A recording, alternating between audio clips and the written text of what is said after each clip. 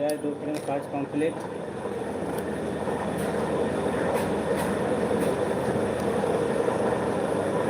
আর এই যে 1 ফ্রেম কাজ।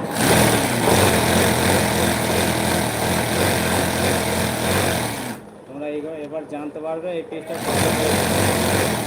কতক্ষণ লাগলো সেটাও বলবো, আর কত রেট সেটাও বলবো।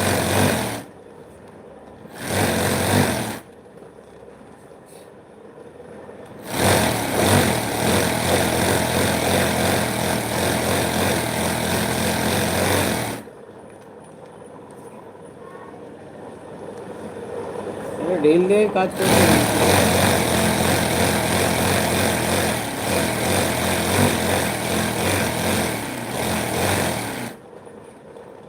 চলো 2 ফ্রেম কাজ কমপ্লিট, আর 1 ফ্রেম কাজ আছে।